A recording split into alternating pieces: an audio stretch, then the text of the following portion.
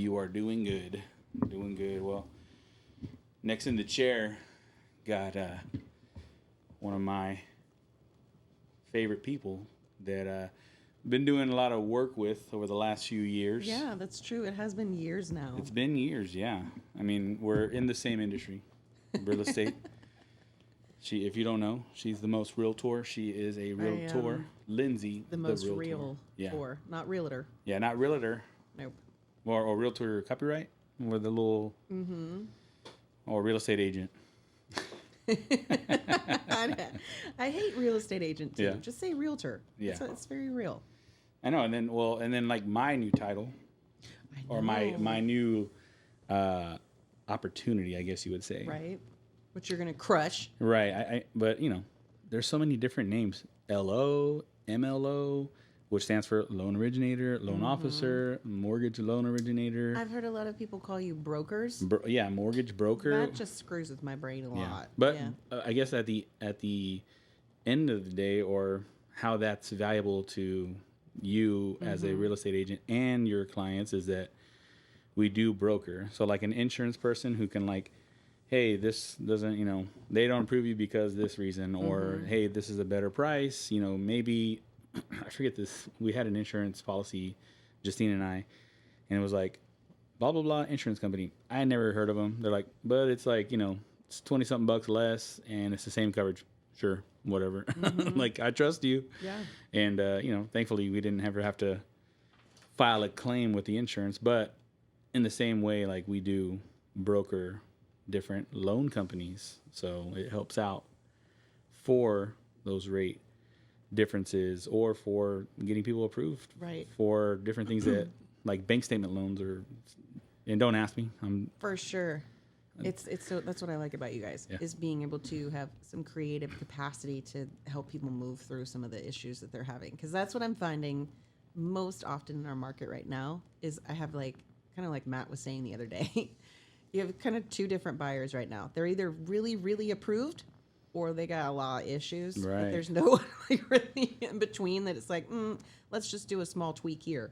So you either have to you're either real lucky, or you just have to get real creative. But that's why I love you guys. Yeah, and I don't get into the depths of research like Matt does. His brain works differently than I do. Mine does in certain ways, but like why the economy is the way it is, and people are either doing very well, or people are just trying to climb up, and like you said, like not really in the middle, which not to say there's nobody in the middle. It's just, well, I was gonna say there's people in the middle, but the people in the middle are like, nope, I'm staying put right here. I have become a financially sound human for a reason, and because I'm financially sound, I'm gonna keep staying sound.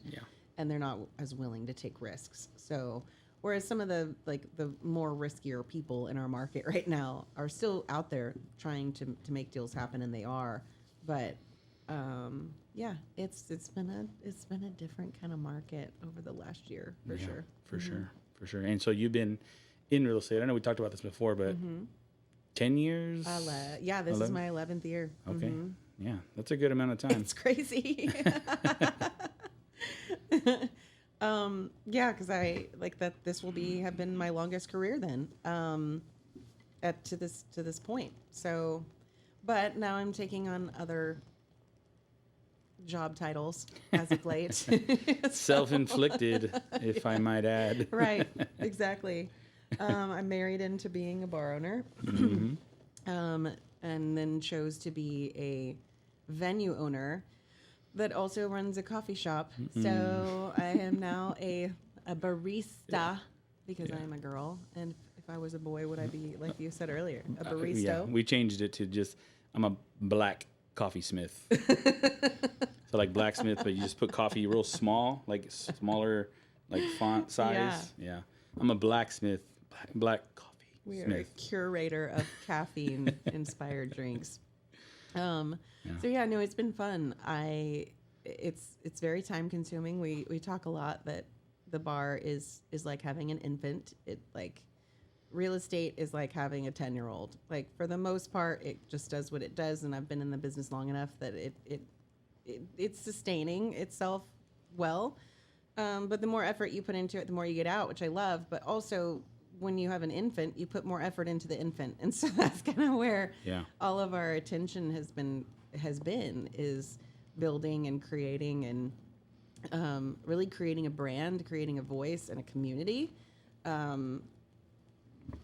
Because it just takes time to do that. And I think I forgot how much time it takes because I spent the last, definitely the first 3 to 4 years creating a community. And then once created, then there have been different points where you invest a lot of time and energy into them, but otherwise they just kind of coast.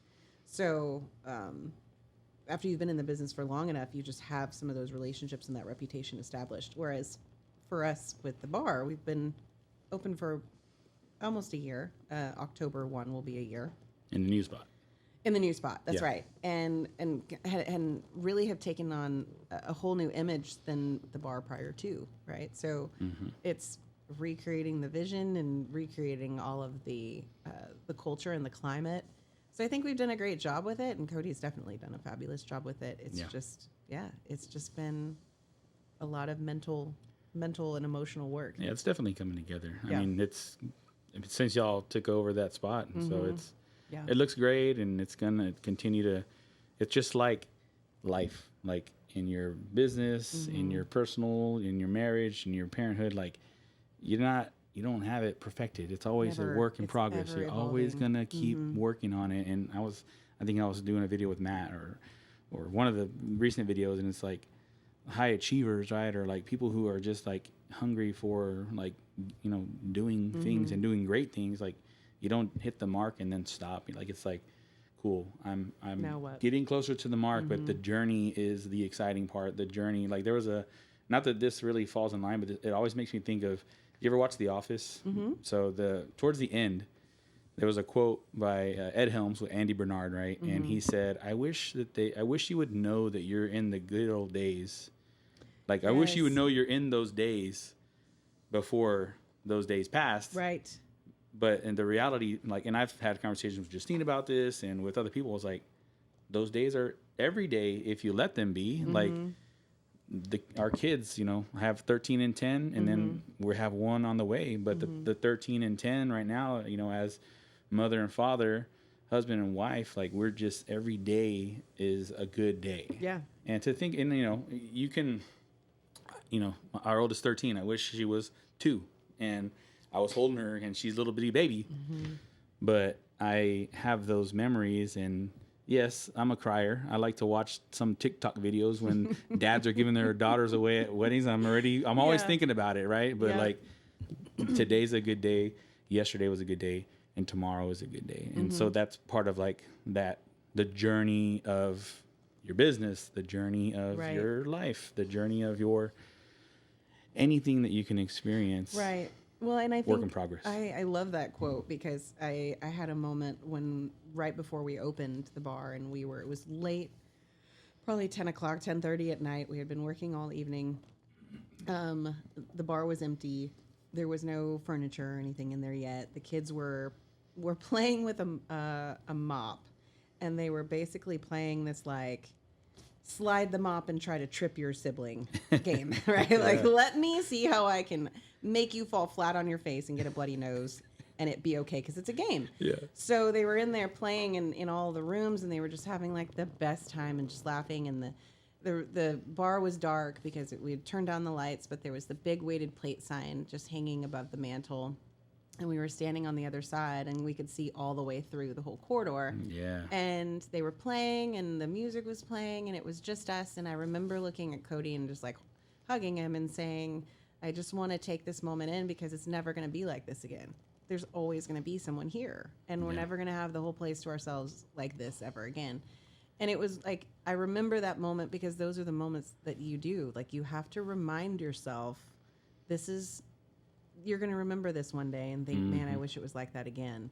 And I've had those moments a lot more as of late, like just seeing and experiencing, like, when I think the biggest thing that we have to keep reminding ourselves to do is just to slow down. Like, slow down and see it and feel it and experience it for a moment. Because you're right. Like, thinking about quotes as well. I remember I used to be a big Sex and the City buff. Like I watched every I have season, not watched any, so I don't know. multiple times. Yeah. Okay, so in towards the end of the seasons, I think there were 7 seasons total, 6 seasons total.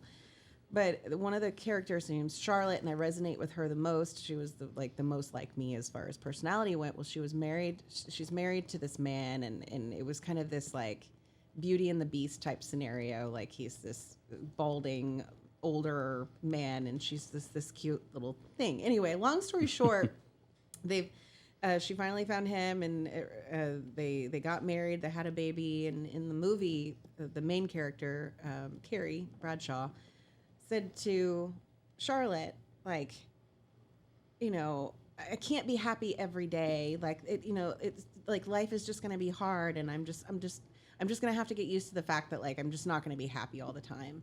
And she looked at Charlotte and she said, like, are you happy all the time? Like, are you happy every day? And I remember she said it so like slowly and poignantly. She just said, yes, I am. And Carrie looked at her and she was like, every day? And she said, well, like some days are better than others, but yeah, I'm really happy every day. Yeah. And I was just like, oh, wow, because you're right. Like when we get into these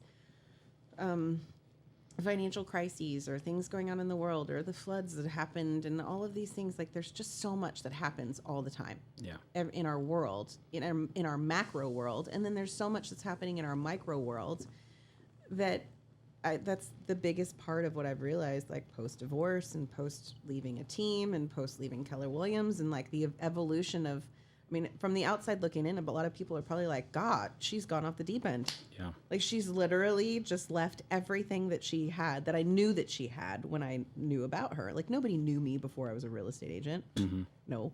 And nobody really knew me as like in a bigger sense until like some of the best stuff started happening. And when I was on Simplicity Real Estate Group, and we had a lot more like people and exposure, but the more exposure that you get, the more pulled you are in so many different directions that you're like, is this even what I want anymore? And so the more I started pulling back and pulling away and taking away some of those distractions, started realizing like, I am so much happier now than I ever was. And I'm doing way less now than I ever was. And it's not, and it's hard for a high achiever to like think about that and realize that and continue to tell myself like, you're still doing things, Lindsay. Like you're still out there in the world, you're still doing things, you're just not trying to do everything, because then you get good at nothing. So that's what I was doing. Yeah. Well, that makes me think of Matt and the whole office here, right? We're big on faith. And one thing that I've heard throughout my faith journey, especially the last 6-7 years, is people. So when you think people pray, a lot of the times they're praying for a need, or like, Lord, heal my family member, or heal me, or Lord, I'm struggling here. Like they're praying for a hand up, or they're looking for like something to help them and save them. But what you made me think about was like, you have to pray or be grateful in all situations, in all seasons. So if you're in a struggling period or season or whatever, then yes, still be grateful, still pray.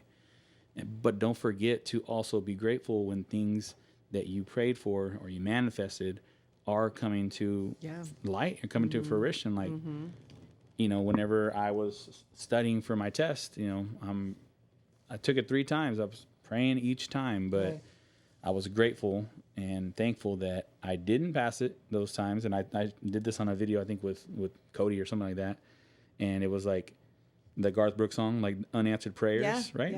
That is like, okay, I prayed for it, but it's not what needed to be. Yeah, it's not my will, it's God's will. Like if now it's time, but I'm grateful in all seasons. I'm like that Sex and the City lady. Like I always say, I never have bad days. I may have an uncomfortable moment, but I never let it affect my day, because at the end of the day, I'm alive.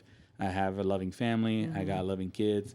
I have a roof over my head. And I've been in situations, with Justine, like we've grown with each other. And we've been through it. We've had the highs of the highs. Like we talked about it just the other day. Like when we had our former careers, you know, we've been married for 14 years. We've been together. This is 18 years. We've been like since 2007. And I told her, I was like, man, our relationship together just graduated high school, right? 18 years old, right? And she's like, what? I'm not that old. She's like, that's crazy because I'm barely 18, right? And but we've had seasons of flourishing, but we didn't do it the right way, right? Like we had a house that we wanted and the vehicles. We were like, oh, cool, let's go buy a motorcycle. Like I wanted a motorcycle because we were watching Sons of Anarchy, but then came the humbling seasons and the way that we're supposed to learn. But we've grown up with each other like in a great way, and our marriage is going great. And I am grateful for where we're at now and where we're gonna be now that we've developed into a strong force as a family. Yeah. No, I feel that completely because I'll just put a truth bomb out there, right? Like I have been hesitant at times and anxious at times to talk about the joy and the peace that I feel now than I did before, because there's a part of me that feels like it's me dogging on the life that I had before. And it's not. It's just not. It's just to say that I really need to convey that things change, people change, priorities change.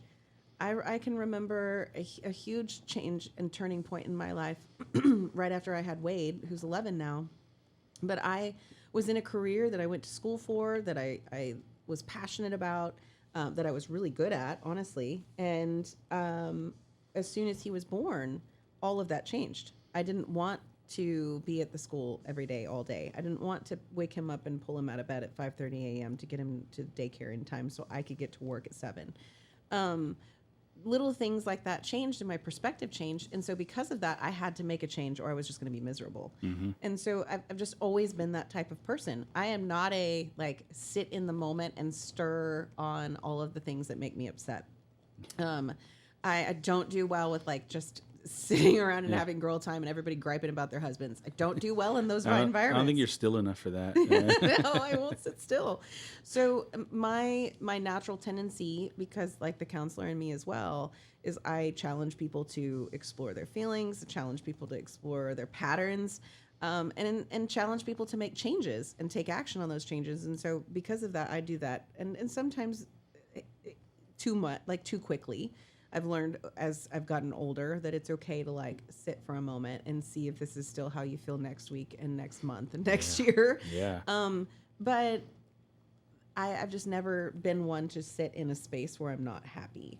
And because there's just so many people, so many opportunities, there's so much life, there's so many more days to live, don't live them being unhappy. So I've, again, kind of circling back to the truth bomb is I've been worried about talking about how happy I am now because I feel like it does a disservice to where I was before. Yeah. My friends are different. My circles are different. My job is the same, but where I operate is different. And I just have to say out loud, I loved that part of my life when I was in that part of my life. I did. I was happy in that part of my life until I wasn't. And when I wasn't, I decided to make a change, and that affected things and caused ripples and hurt people. But it was never intentional, right? It's just like you said, it's just part of life. We're going to have great days and we're going to have not as great days. But as you said, going through all of those harder points in life really change and shape you to where you are today. Yep. And I think that's one of the coolest things about the aspect of marriage is having that person that you want to be there with you through all of those stages. And I didn't have that, and it's okay for me to say that out loud. But I feel like I do now. I see the marriage that I'm in now, and it's just I cannot imagine any point in my life or anything that I could go through in my life without that person there, because I would fall apart. So, so it's cool. I think that once you have that foundation, then it allows you to do so many other things. So I'll share with you one thing that Justine and I had heard I don't know if you're familiar with John Maxwell. Leadership, like world known top number one leadership guy. And the way he speaks, I feel it every time. Every word I hear from him. One time we were, before we joined our church we're at now, we were like just in between, and her sister is up in the Dallas area, and she's like, well, let's look up her church, and they have recordings, and John Maxwell was like, oh, look. I was like, put it on. I bet you're going to hear what you need to hear. And sure enough, right, and I can't remember exactly, but I do remember him saying one time in an interview that somebody asked his wife, I think it was his wife, and y'all can correct me if y'all seen it, but he's asking like, oh, does John make you happy? And she says, no, he doesn't. And they were confused, right? And maybe you're confused, or maybe you heard it. And the reason for her answer was, she's like, no, John adds to my happiness, but I have to make me happy. Joy is an inside job. Like the love of God, the Jesus in me brings out my happiness. Right. An external force cannot do that. Right. And I don't allow it to. And that's very important for our marriage and for any relationship. Like it's internal. You can't get joy. Like, yeah, you can be happy that you're gonna be eating a delicious burger, right? Like, yes, okay, this tastes so good. Then later you're like, oh man, I shouldn't eat that burger, right? Yeah. But it's but like the core of your true happiness does not come from a friend or a child or a spouse. It comes from within you. Right.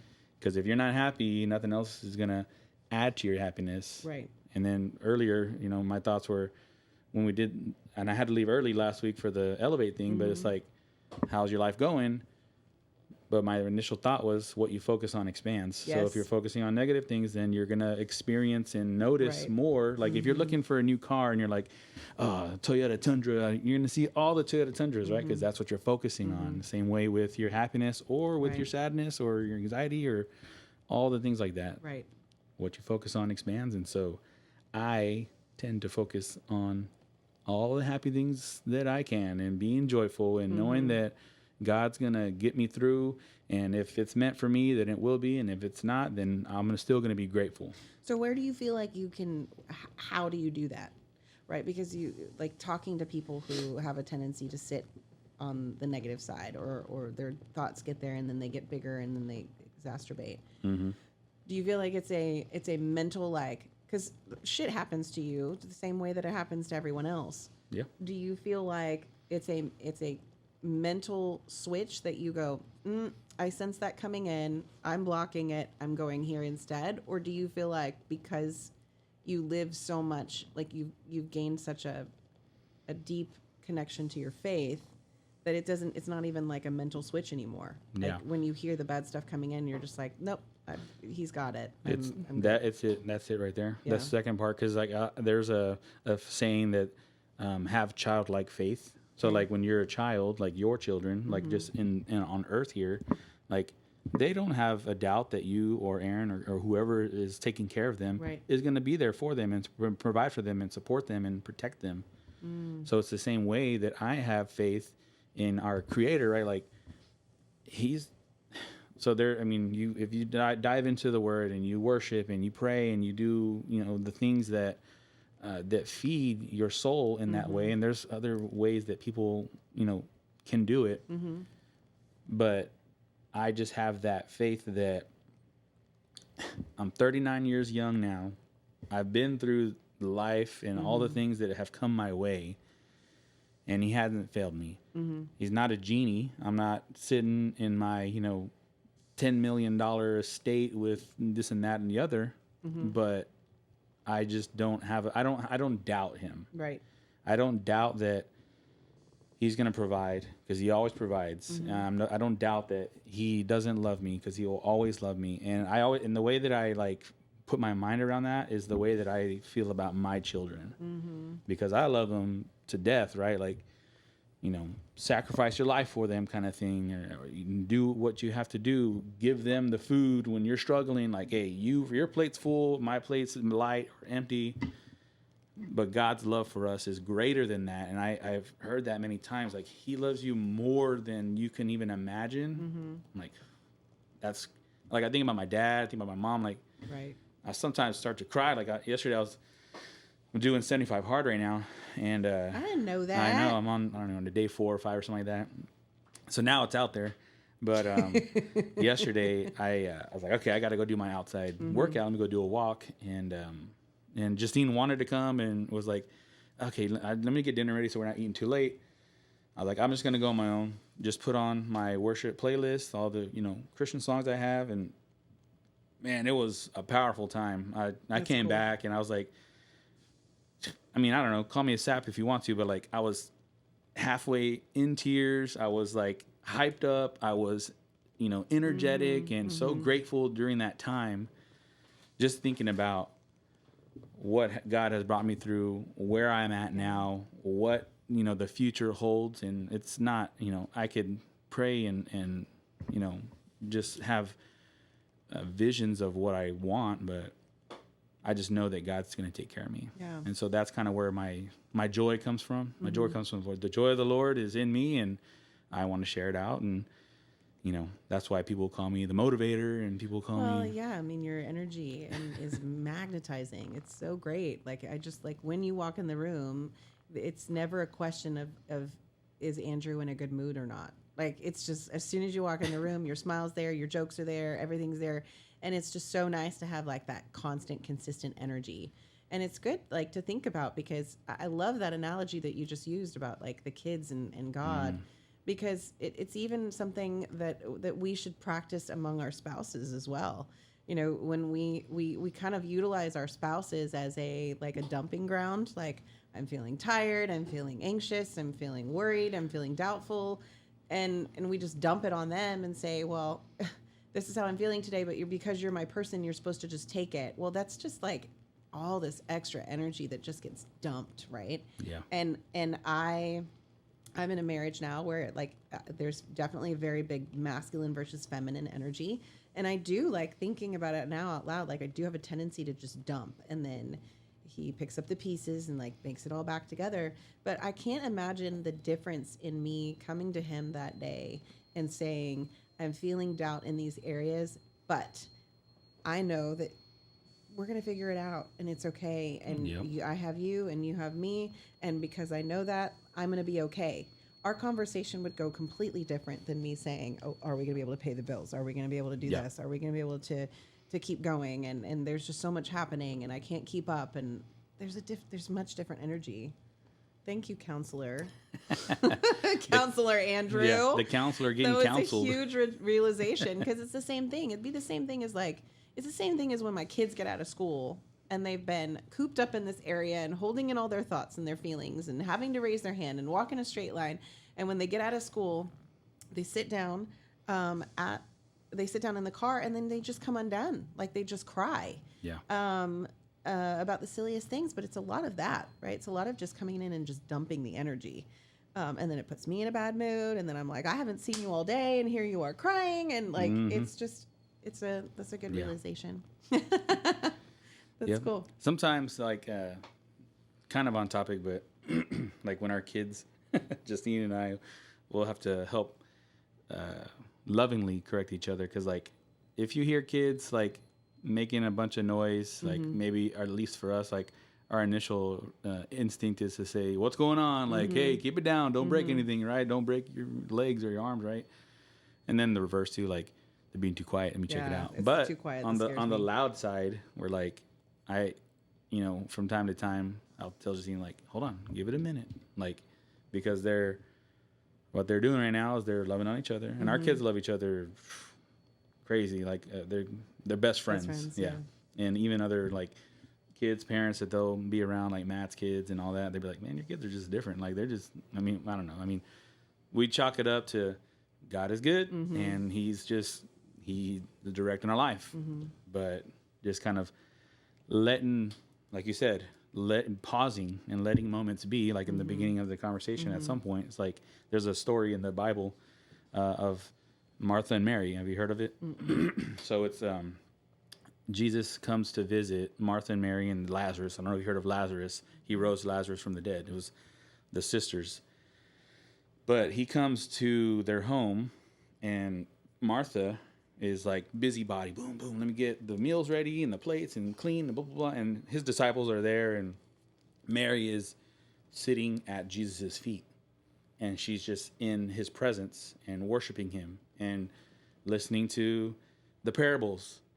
And then Martha's just busting her hump. Boom, boom, boom, doing all these things. And I'm paraphrasing, but she comes in, I guess, and there's a show, The Chosen, that we watch too. And it's not exact, word for word, but she approaches Jesus and says, would you tell her to help me? Would you tell her something?